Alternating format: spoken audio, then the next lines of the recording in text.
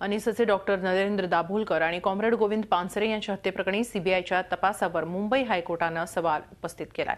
या दोन्ही हत्यांबाबत हलगर्जीपणा होत असल्याचं सांगत कोर्टानं सीबीआयला फटकारलंय। तसंच दोन्ही हत्यांमध्ये साधर्म्य असल्याचं निरीक्षणही कोर्टानं नोंदवलंय। दाभोलकर पानसरे हत्या प्रकरणी सीबीआयला हायकोर्टानं फटकारलेलं आहे। सीबीआयच्या तपासावर न्यायालय असमाधानी असल्याचं न्यायालयानं स्पष्ट केलंय।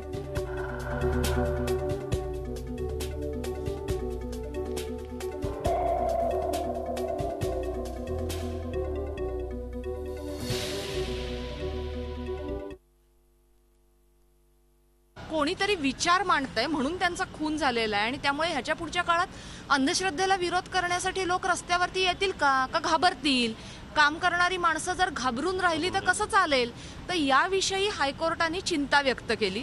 दुसरी गोष्ट त्यांनी असं सांगितलं की एक तपास सीबीआय करतंय, एक तपास स्टेट गव्हर्नमेंट करतंय, तर त्यांच्यामध्ये काही ऑफिशियल कम्युनिकेशनची चॅनल्स का नाही ओपन करण्यात आलेली, ती करणं गरजेचं आहे। याबद्दल त्यांनी सरकारी वकिलांना सूचना दिल्या तोंडी बोलताना।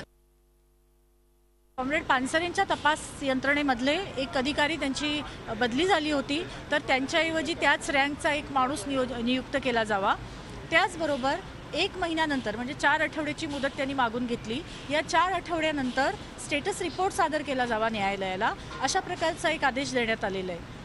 मला असं वाटतं, माझ्या दृष्टीने समाधानाची गोष्ट आहे की आतापर्यंत कोणीच विचारत नव्हतं की तपास यंत्रणेमध्ये काय झालेलं आहे।